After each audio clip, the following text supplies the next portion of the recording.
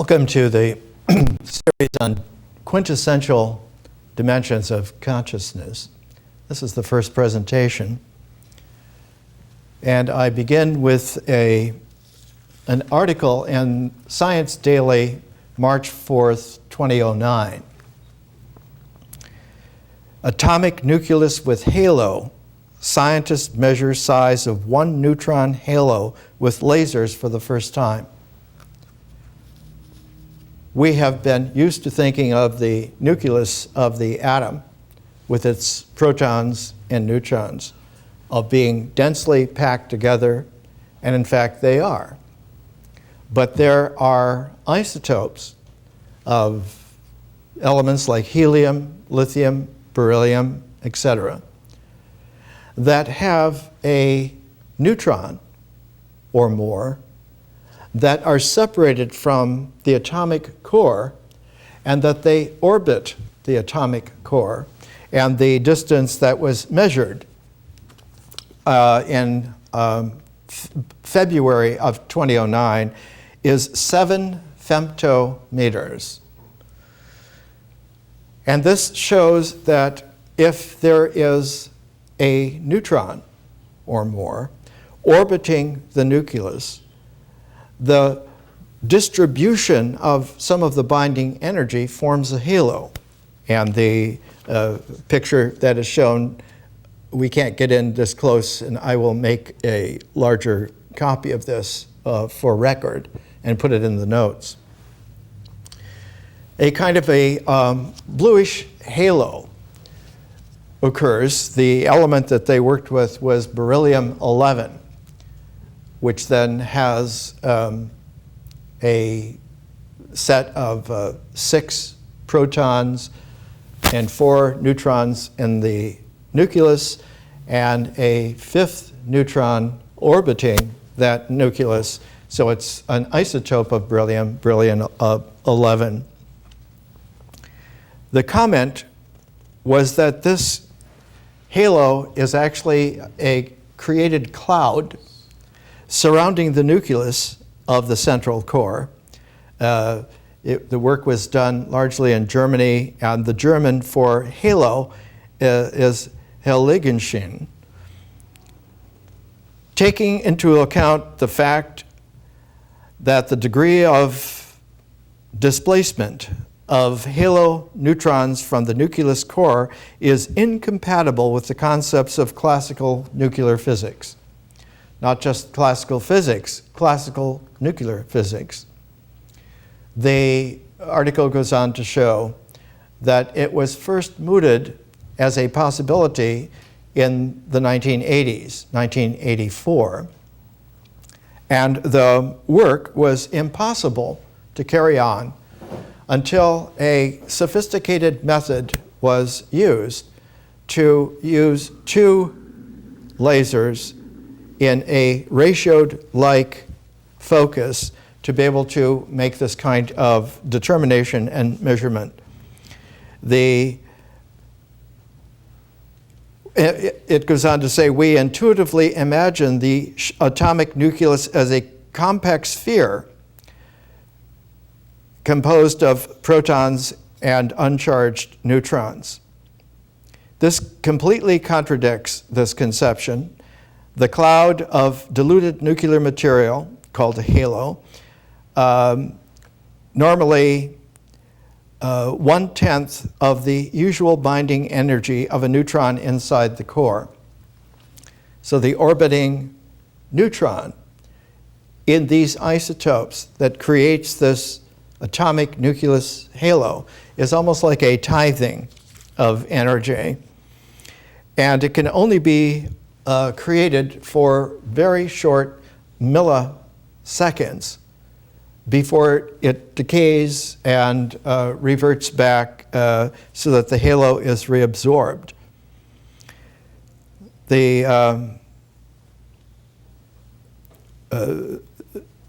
figure here is actually 4 protons and 6 neutrons with a single weakly bound neutron. So 4 protons and 6 plus 1 makes 7 neutrons. I had it opposite earlier. The method of using an additional laser system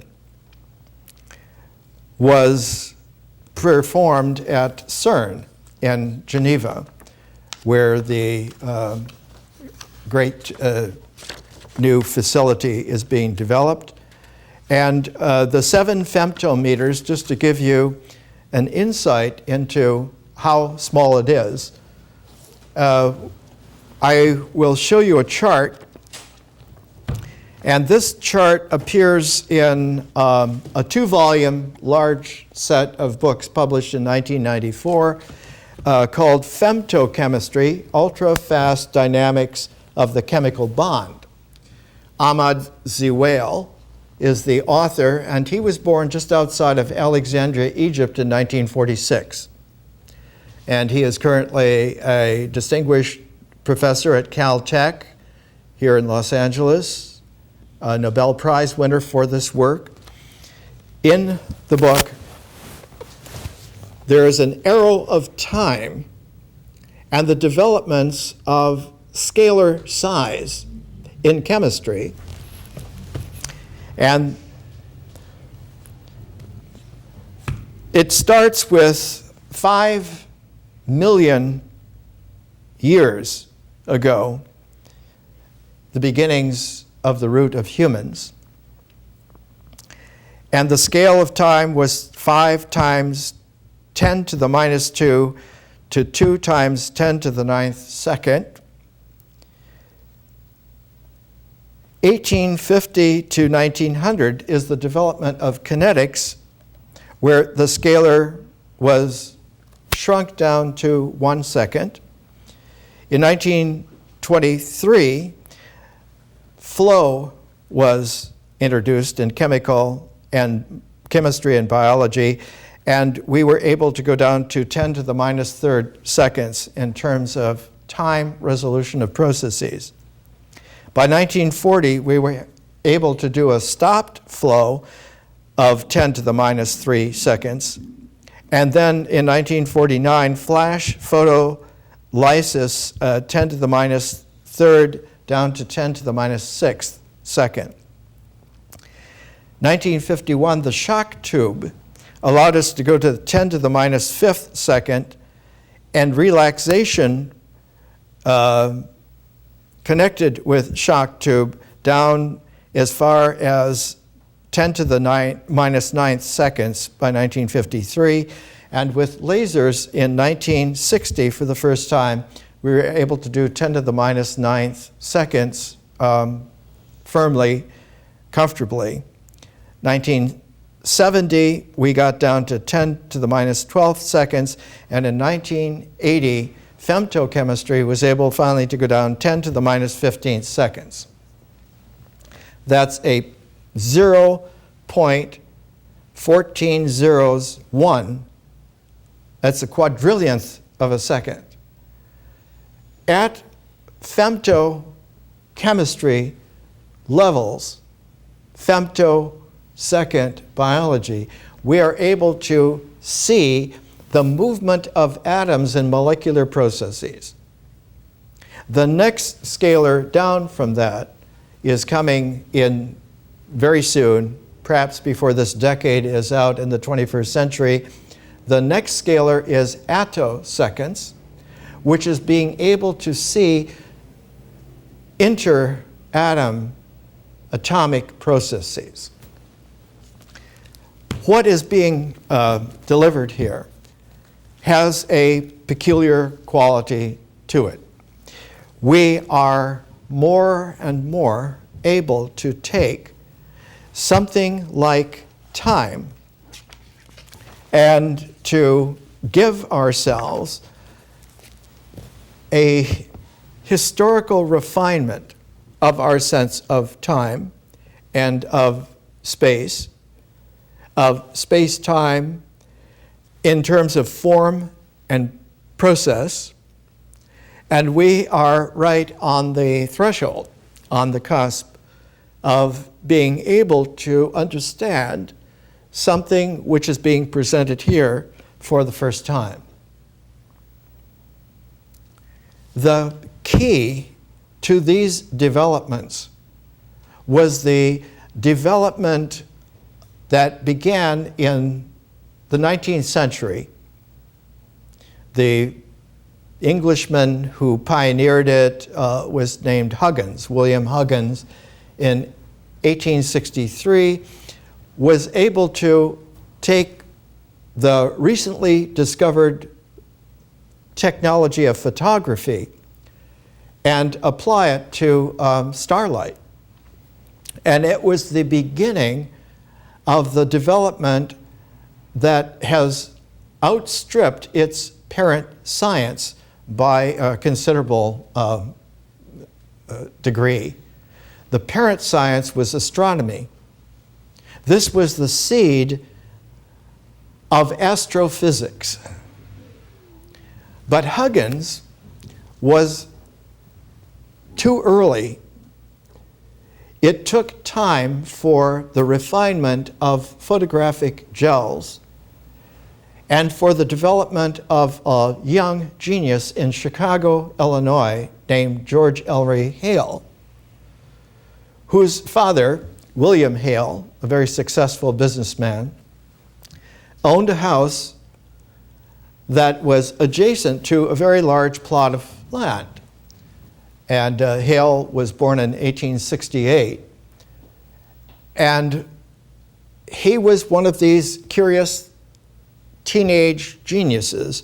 And he's the one who first got the idea for the invention of a heliospectrograph, of being able to take the sun's light as our closest star and to be able to calibrate the astrophysics of that light and to be able to read the spectrograph of that light so that one could now have an array of energy that was discrete to any degree of precision that one wanted or desired for experiments, for confirmation of theories, but that you had the full spectrum available now for looking at this. And just as he came to being internationally recognized as a young genius,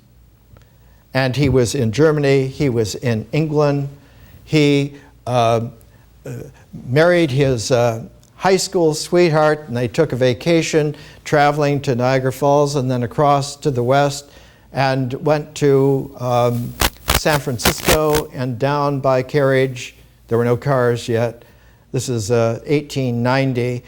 And they went to a hotel in San Jose, at that time a town of about 25,000 people, and then took horses up to the top where the Lick Observatory was on Mount Hamilton. And there, an eccentric businessman, James Lick, had devoted a huge sum of money at the time to build the 36-inch telescope, the Lick Observatory, which was the largest in the world at the time. George Ellery Hale was hoping he would be offered a position there at the Lick Observatory so that he could marry his heliospectrograph with a telescope and begin doing the first work, real scientific work in astrophysics. When he got back to Chicago, his father said, an amazing development has happened. On the other side of our back fence, where you have your little telescope set up that you've been working at since you were a boy, John D. Rockefeller has donated at that time the enormous sum of $600,000 to found the University of Chicago. And so the University of Chicago was founded just on the other side of their back fence. And Senior Hale said, I will put up the money for you to have a 12-inch telescope right here in your old Kenwood Observatory, as you call it, and you can have your heliospectrograph and this telescope up and operating right at the time that the University of Chicago begins operation in 1891.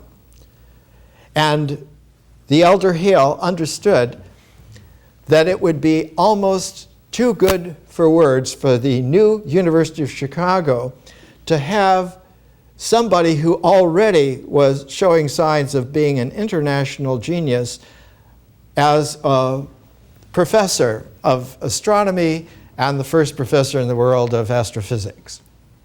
And of course, because of Rockefeller money, because of the success, the opening of the University of Chicago was in 1891 in the summer, about this time of year, about 118 years ago.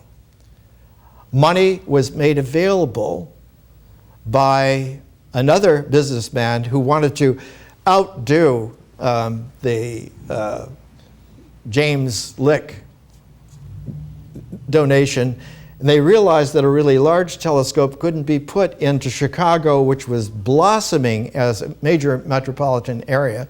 So they went to southern Wisconsin and set up the Yerkes Observatory in Williams Bay, Wisconsin, on Lake Geneva.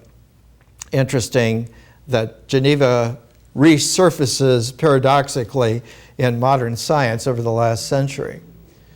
And they made Hale the director, but also the man in charge of inventing the material, the equipment, and setting up the telescope to work not just astronomically, like the Lick, but to work astrophysically. It wasn't long before the founding of this was ensured by his founding in 1899, the Astrophysical Journal. This is the centenary issue of the Astrophysical Journal. It is put out 3 times a month, and the subscription in 1999 was $1,240 payable in advance. In the Astrophysical Journal centennial issue, the second article is by George S. Hale, and we're beginning to see that there is an insight into space-time as a 4-dimensional phenomenal cycle that introduces a new quintessential 5th dimension of consciousness that is able to penetrate through and understand without destroying the space-time processes and forms. This article appeared in the Astrophysical Journal just a few years later, in 1908, and it established for the first time that sunspots were magnetic vortices for the very first time, and it was done astrophysically. One cannot do this in astronomy, no matter how big a telescope.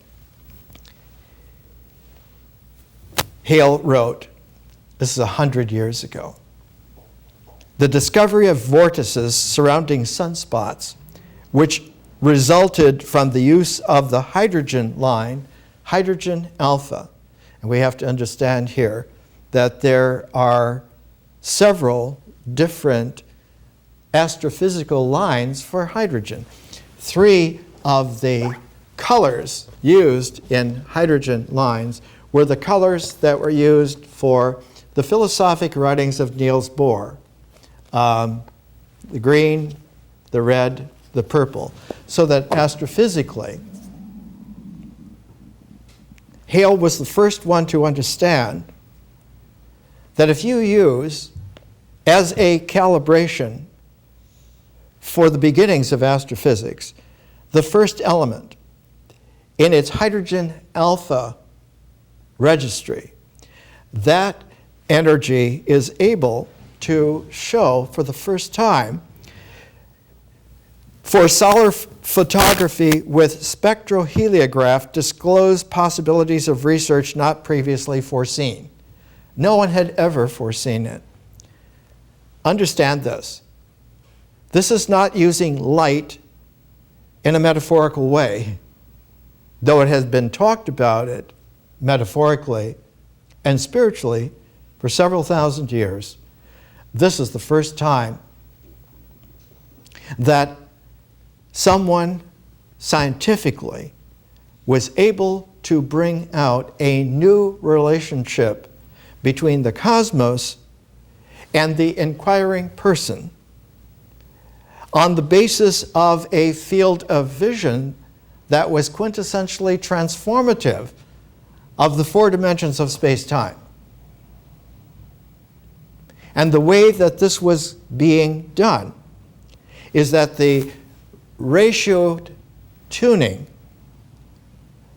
of the scientist as a prismatic person, allowing for the field of vision, of theory, the Greek word for it was actually theoria, of allowing the field of theory to prism through the person who's doing the investigating and establishing a spectrum, not a heliographic spectrum, but a personal prismatic spectrum, and that spectrum we call history. So that now we have a new definition of history. History is the spectrographic scalar of the prismatic person able to allow theory to work through them, and through their science, their research, their instruments, themselves, their ability to express in a new comprehensive kind of language, a higher mathematics, and to be able to understand that this links us resonantly, harmonically to the actual cosmos, so that we establish an ecology of conscious dimensions that expand the four dimensions of space-time of the phenomenal world, of the existential cycle in its identifying limits. And that as there are four dimensions in space-time, the ecology of consciousness through its phase form development are four additional dimensions, beginning with the quintessential dimension of what the Greeks called theoria, what science calls theory, what we call vision, and what I have called for the last 25 years differential consciousness, because the field of the quintessential dimension of consciousness as a fifth dimension is no longer integral, but is differential. It is the differentiality that allows for investigation into proportions, into ratios, into even imaginative number expansions that were irrational to the previous order. Because one is going outside of the phenomenon, out of the phenomenal limits, and defying boundaries. That quintessential dimensions are noumenal and not phenomenal. That their forms are noumena, not phenomena.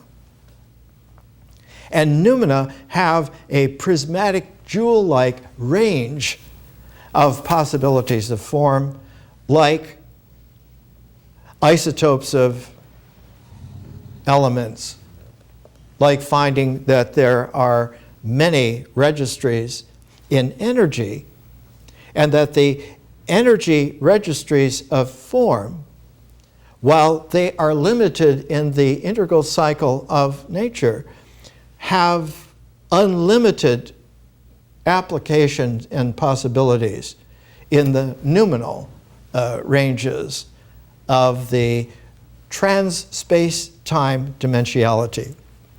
Let's come back to Hale, 1908, for the first time, because by 1908, he had expanded through the good financial offers of Andrew Carnegie and through the pioneering genius of John Muir, with Carnegie's money, John Muir's adventurous mountain spirit, and Hale's scientific incredible spirit, three figures that I call in many of my works Hermetic Americans, because they go back to the original Hermetic understanding of science being a form of getting messages from the heavens. For man to understand, he must refine his living. By this time, Carnegie had put up enough money to build the world's largest telescope on Mount Wilson, just outside of Los Angeles here, just above Pasadena, a 100-inch telescope, the Hooker telescope. The first person to really use it immediately was Hale, to put his refined heliospectrograph on a 100-inch telescope and to discover that sunspots are in the vortice of magnetic swirls. And he writes, photographs taken daily on Mount Wilson with this line suggest that all sunspots are vortices and provide material for a discussion of spot theories, which will soon be undertaken. Revealing as they do the existence of definite currents and whirls in the solar atmosphere, they afford the requisite means of testing the operation in the sun of certain physical laws previously applied only to terrestrial phenomena. The present paper describes an attempt to enter one of the new fields of research opened by recent work with the spectroheliograph. Then, an interesting way that George Elroy Hale had. He goes into a historical thumbnail presentation to set the reader to be able to hear something astonishingly new. Headlined above the paragraph, Electric Convection. In 1876, Rowland discovered that an electrically charged ebonite disk, when set into rapid rotation, produced a magnetic field capable of deflecting a magnetic needle suspended just above the disk. We're beginning to talk like at the beginning of the 21st century, people talk about flying saucers, about UFOs, about starships, about using magnetic and eventually magnetoelectric calibrations to move beyond the limiting dimensions of phenomena and to expand even further the numinous dimensions of consciousness. Hale finishes, it thus appeared, in accordance with Maxwell's anticipation. James Clerk Maxwell did the treatise on the laws of electromagnetism, and it was published actually about this time, 1876. It thus appeared in accordance with Maxwell's anticipation that a rapidly moving charged body gives rise to just such effects as are caused by an electric current flowing through a wire.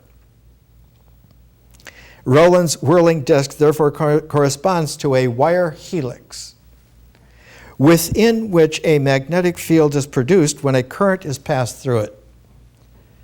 So that now you begin to understand that the whole development of electronics, the whole development of the investigation of electromagnetic energy, being keyed in its integral to the photon, to light being the carrier of electromagnetic energy, but it was not apparent to anyone as early as 1908. It took the genius of Albert Einstein to be able, in 1923, to predict theoretically, visionarily, the photon. It would be the second particle, subatomic particle. The first atomic particle was found not only theoretically, but in terms of experimental laboratory work in 1896. And the person who found it was J.J. Thomson.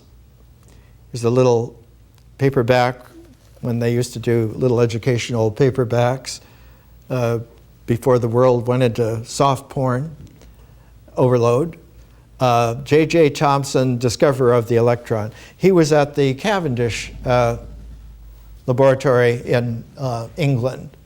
By the way, Thomson was a theoretical genius who could not touch equipment. They would not allow him. He had what are called butterfingers. He would break things. They would always be nicked and thus be useless. And so even though he was the director of the Cavendish, he was encouraged to have others take care of the equipment. And one of the others that came in and succeeded him was Ernest Rutherford. And as Rutherford, about 1909, right after Hale, who comes up with the theory of the atomic structure, which is the beginning of nuclear physics. And Rutherford, Lord Rutherford, he was born in Nelson, New Zealand, and did a lot of his work in England, then went to McGill in Canada for a number of years, came back, was going to go back to Manchester, and was invited to succeed J.J. Thomson at the Cavendish. He could build equipment. And so he assembled a number of genius theorists and inventors together to design and make equipment so that one could begin to explore outside of the limits of space-time as understood classically. And it was the beginning of something that was revolutionized about 1911, 1912, when a young Danish man showed up, Niels Bohr, and along with Rutherford, very quickly, they got along, they understood, and by 1922, just before Einstein discovering, theoretically, the photon, Bohr came out, Cambridge University Press, 1922, The Theory of Spectra and Atomic Constitution.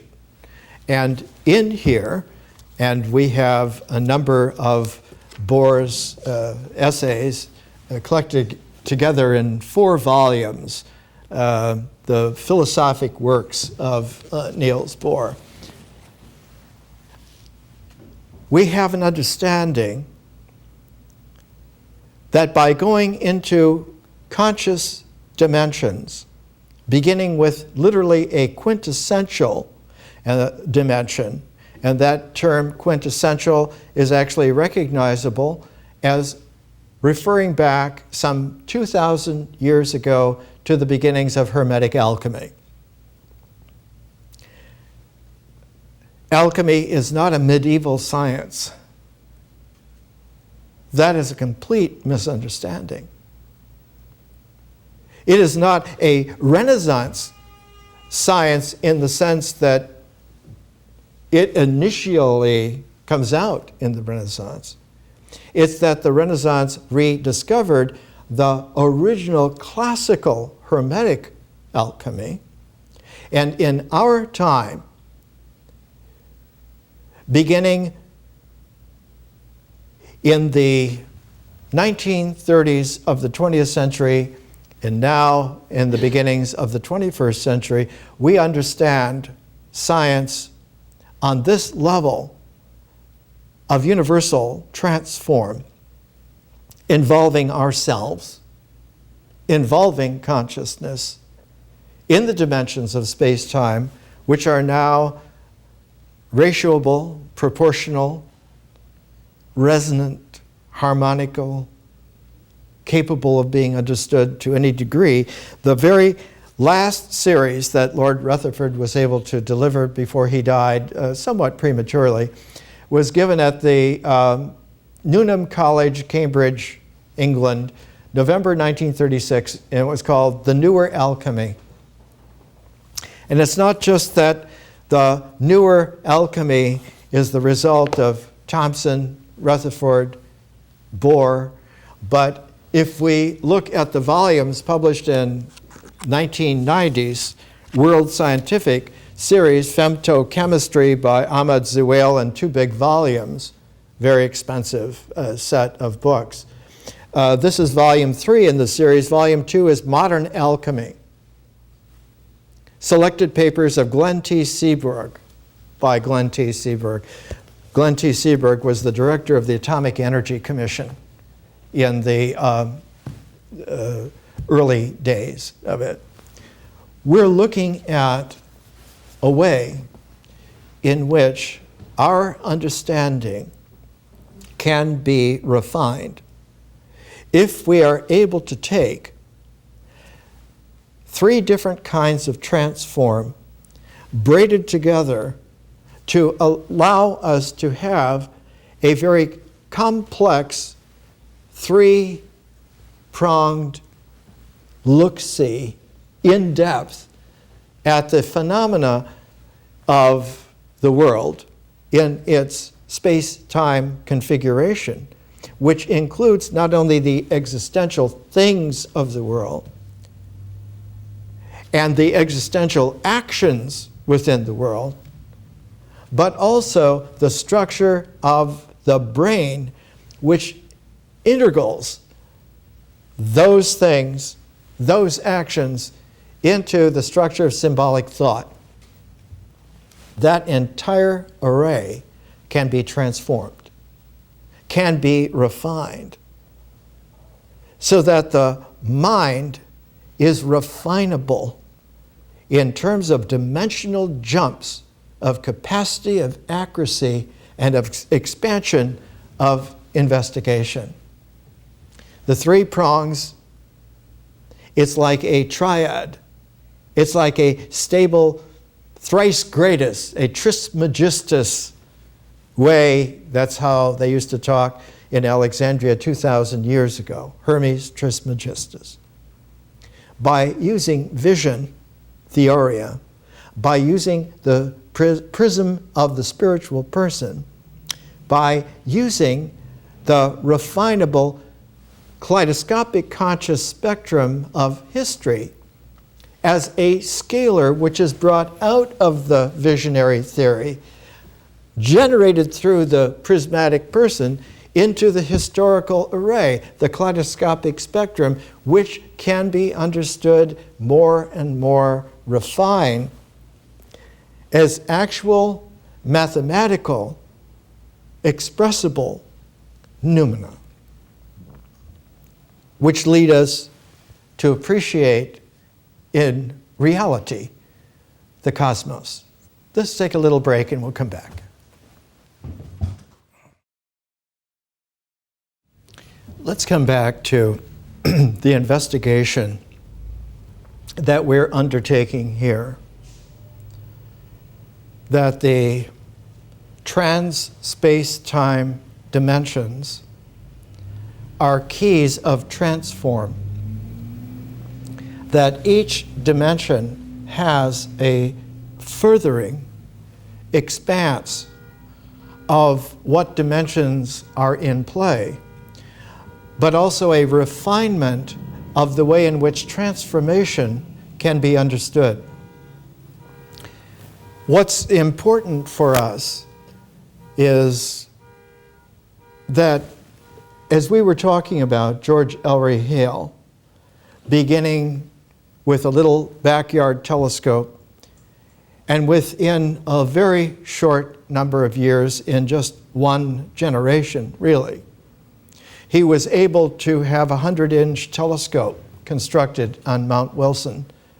And as soon as you have the instrumentation backed by the expanded, refined theory and expressed in the advanced language of mathematics, consciousness now refines itself, especially in terms of the prismatic person, so that the prismatic person becomes a sixth dimension coming out of the quintessential fifth dimension of differential conscious vision, as if it were a new kind of form emerging out of a new field.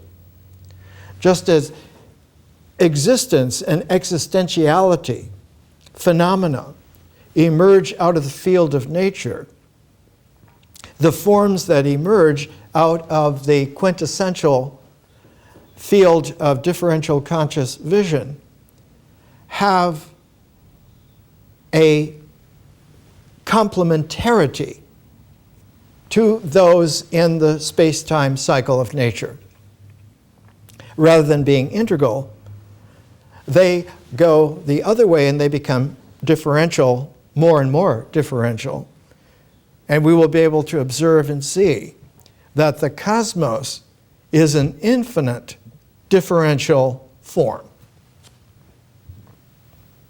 but can be approached through the differential conscious theoria, can be prismed by the ever-refining jewel of the person in their spirit form, prismatic actuality, as long as the spectrum of the kaleidoscopic conscious scalar of history also keeps refining itself. The science of the cosmos is without limit as to its development, because the cosmos itself is creating, the Greek word for it is poiesis, as we speak. That eighth dimension is creatively transforming everything that went before, all of the dimensions that are in play, and in doing so also emerge a new kind of a complementarity where the four dimensions of space-time and the four dimensions of the ecology of consciousness make a ninth whole. The way the old Hermetic expression of it 1900 years ago was, the eighth reveals the ninth. That there is a reality in the complementarity, that octave of those two, not just one as a frame of reference, but the other as a diamond of insight, and that when they are brought together, they make a mandala of wholeness that reveals like a ninth. Plotinus called them the Aeneid, a nine-dimensional continuity of complementarity that now has a hyper quality to it, not just the theoria as a transform field, but that third field that is generated reality of the complementarity is able also, as we will see as we advance, able to have a form emerge out of its hyper, its super, its reality, out of its complementarity. And we will see that next form is both existential and prismatic at the same time, in a kind of a supersymmetry. and that form has a name. It's called hyperspace. And we will see by going to some of the writings of Michio Kaku that a 10-dimensional hyperspace is only mathematically stable in the orders of existentiality, in the orders of transform, as long as there is one more dimension to give it the mathematical stability, and that would be the 11th dimension. That 11th dimension does not record because it is generated by a hyperspace, which is not limited to phenomenon and thus expressible in terms of it. It is not even limited by the transforms of differential conscious ecology with its noumenal qualities added to or woven into the phenomenon.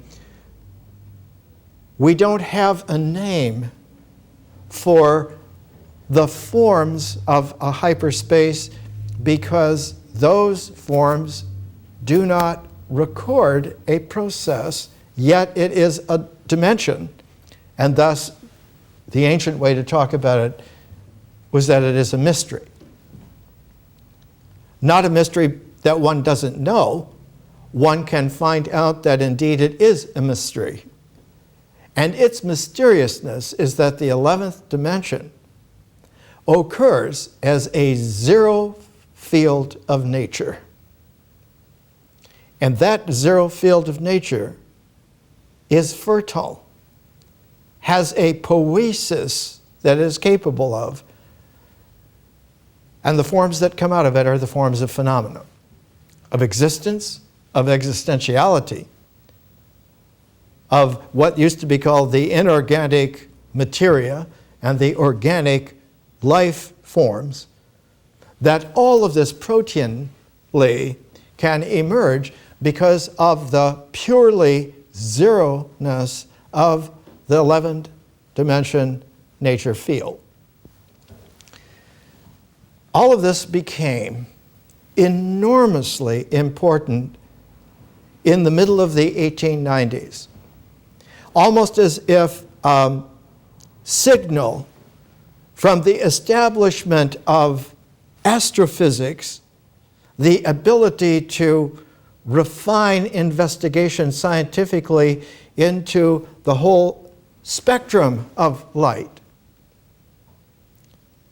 and the establishment of places of higher learning like the new Johns Hopkins University, the new University of Chicago, and increasingly instruments like the Mount Wilson telescope.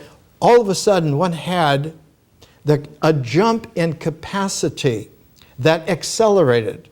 It not only fed on itself, but nourished others to begin feeding upon possibilities that were not seeable before.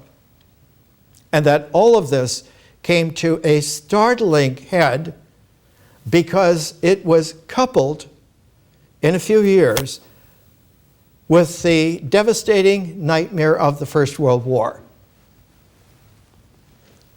The shock worldwide of what was then called the Great War, coupled with the capacities of an immense jump in capacity of science and technology,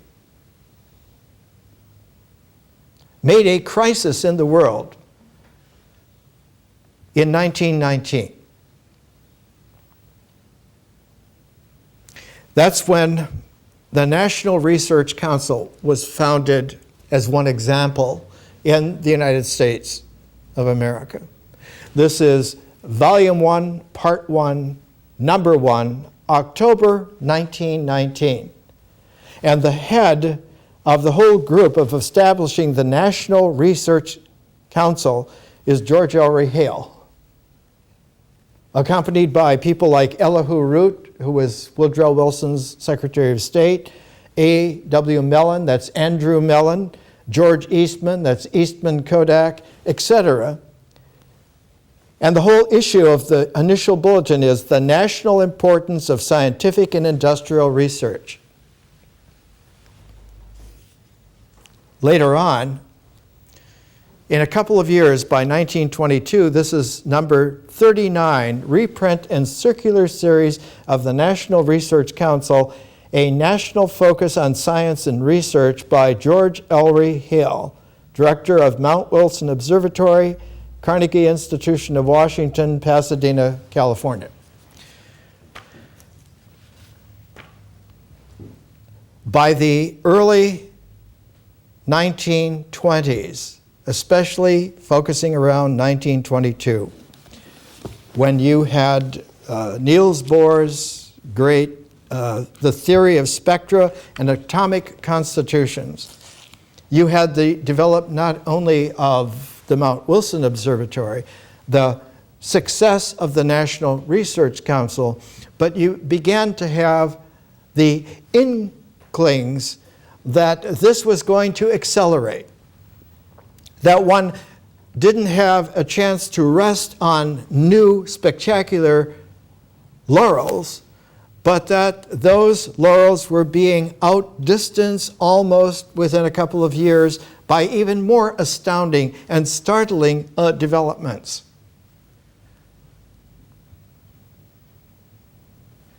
The Mount Wilson observatories got an officer from the First World War named Edwin Hubble, who went up to Mount Wilson and began his great cataloging, not just of stars, but of galaxies, and eventually would produce the first atlas of galaxies, that one could take not only the sun's light or stars' light, but one could take the light from galactic structures astrophysically and be able to understand with increasing clarity and refinement a structure which is now honored by the historical name of cosmology.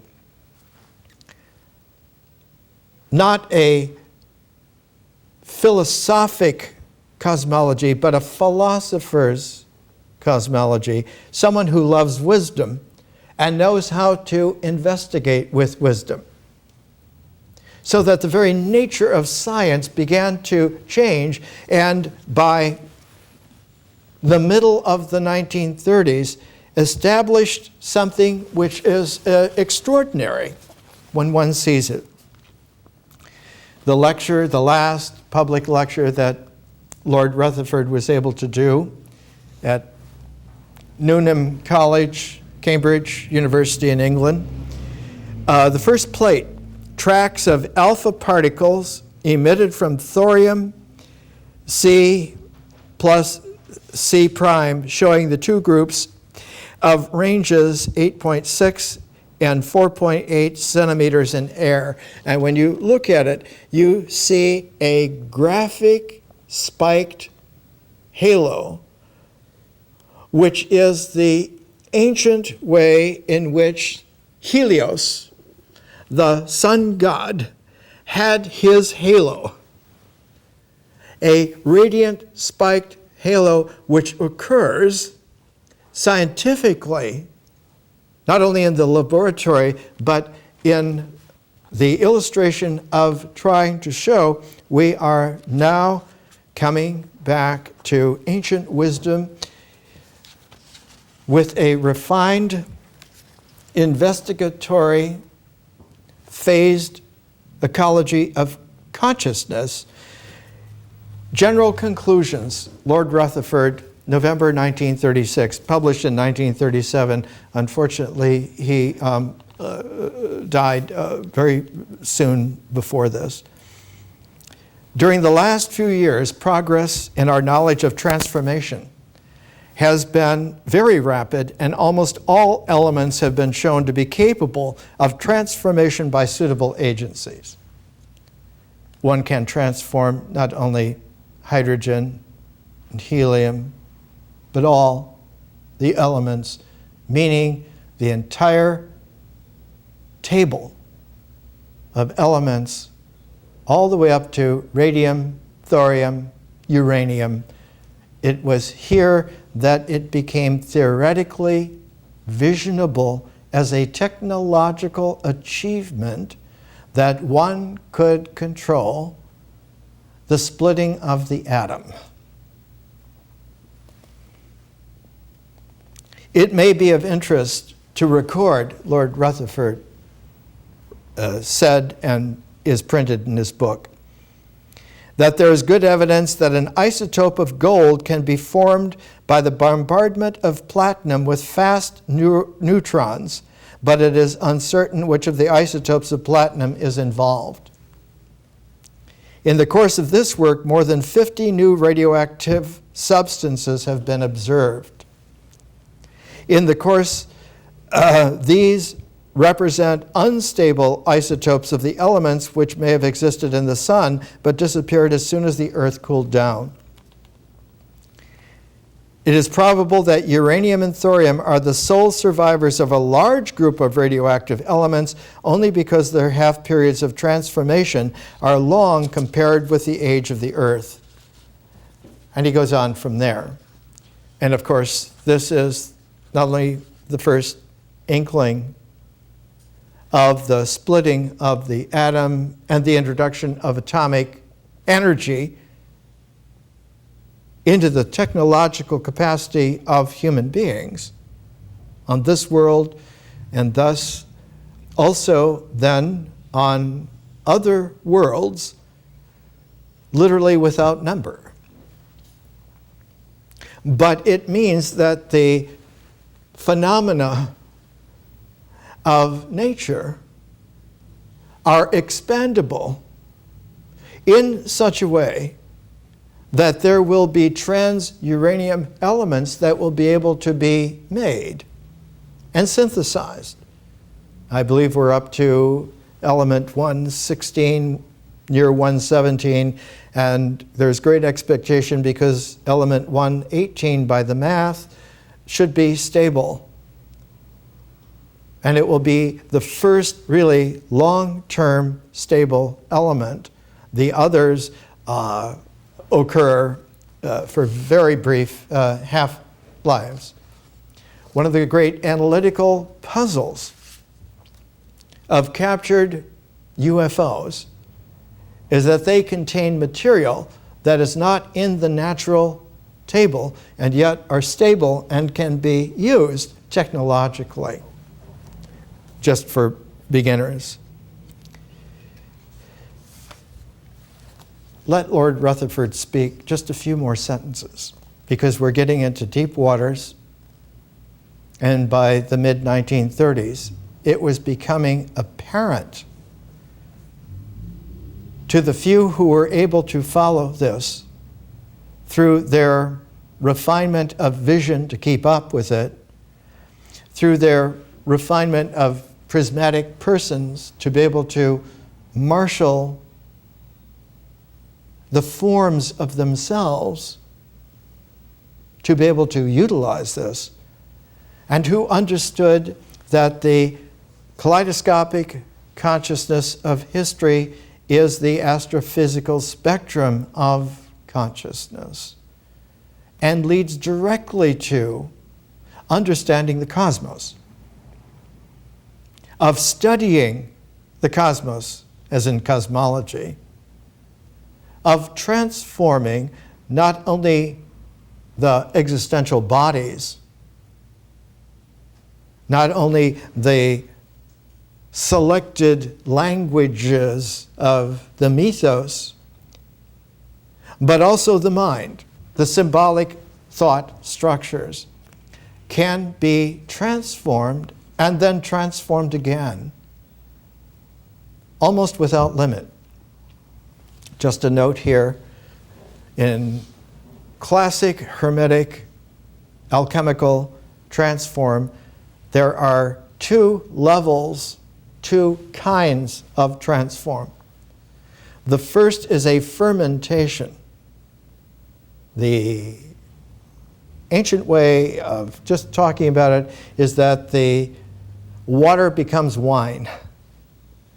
You can take the water of the grape juice, and by fermentation you can make wine. The second is a distillation, where you can take the wine and you can distill it and make, alchemically the word was a liqueur. You can make the cognac. It took a long time for the matching of the theoretical vision in its second transform to be effected. And the first liqueur in the world to be made, of course, would be made in France. And it was called chartreuse about 1,000 years ago. And if you're brave enough to, there are two colors of chartreuse. One is the green, the original, another is the yellow. If you're courageous enough to get a little bottle of the original green chartreuse, just sip a little bit. It is potent. It is the world's first alchemical distillation and led France to understand that one can not only make a cognac, one can have a champagne as well.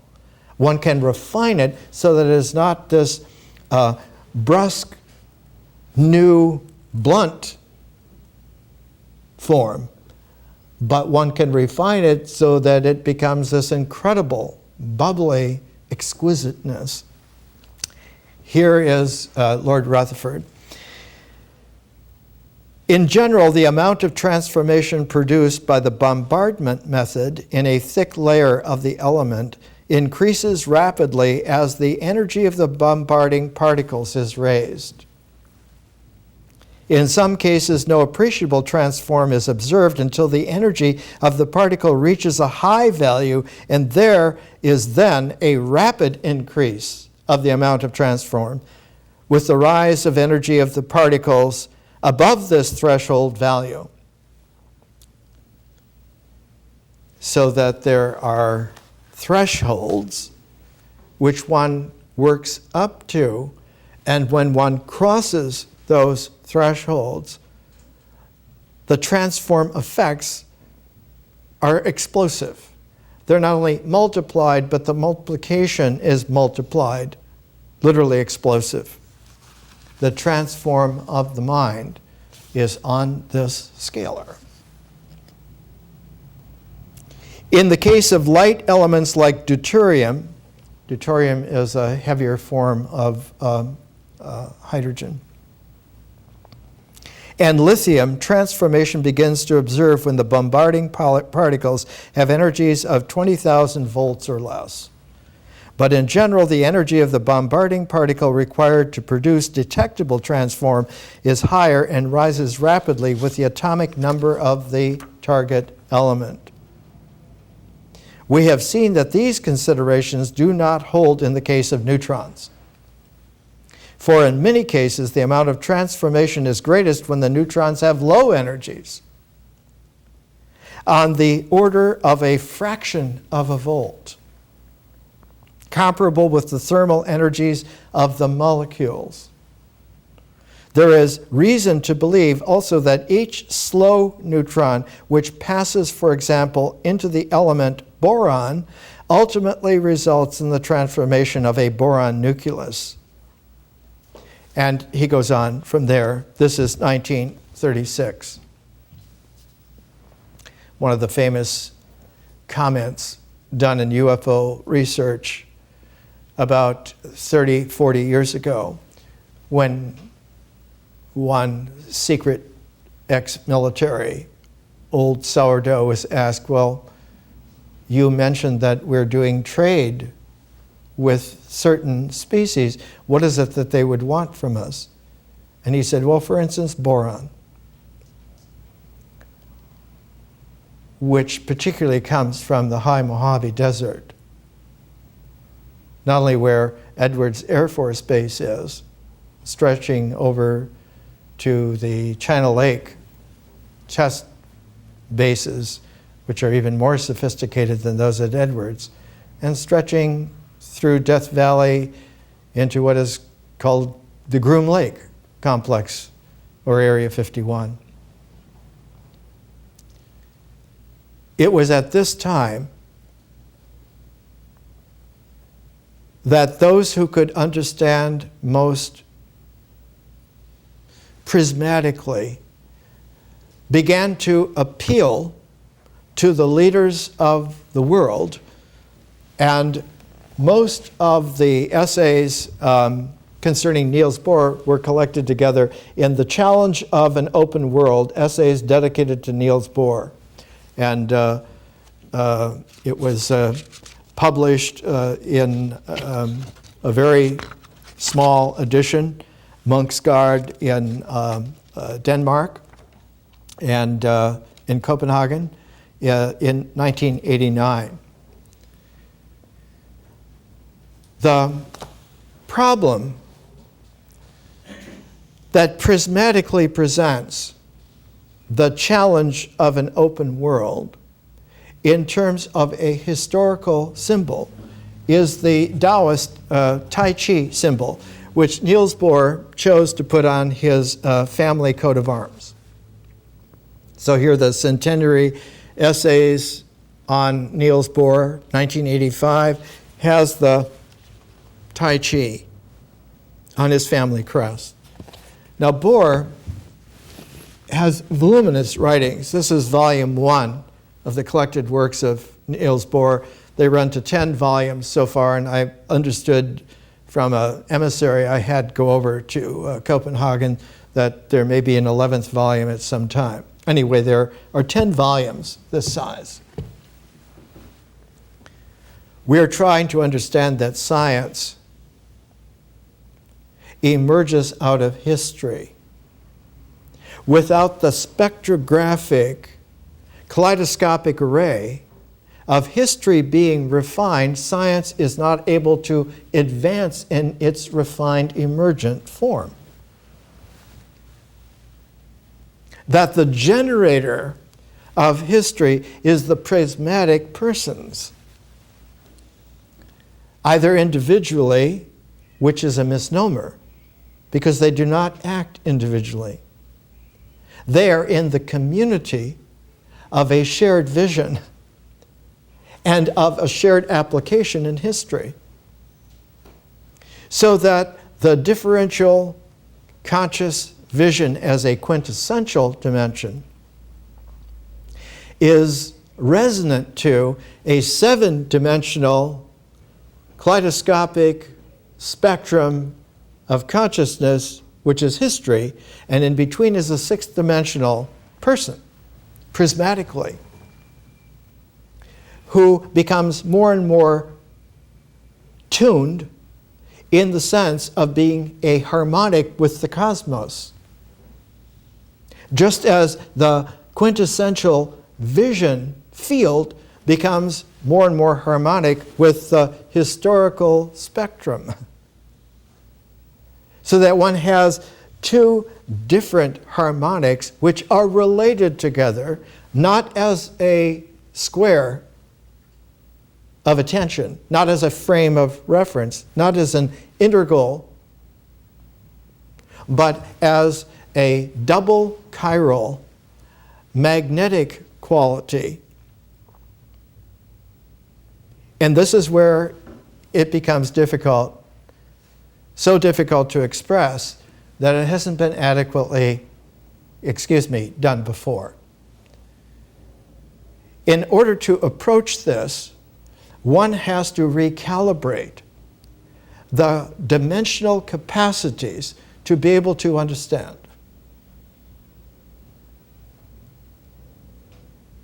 My work has been to develop a 2-year double chiral way of learning, which is able to be gone through again and again, and at each turn of that double year cycle, one has an opportunity, like an Archimedean screw, to both go deeper into whatever it is that one is looking at and experiencing, and understanding, and at the same time spiraling out into more refined, larger, expanded capacities. This too is a double helix. This too is a paired chirality that generates a magnetic quality of energized forms, which means that the person and the cosmos have a more and more refined harmonic, which leads to the hyper insight, the ultra plus insight. That hyperspace becomes accessible at a certain threshold of that harmonic. More next week.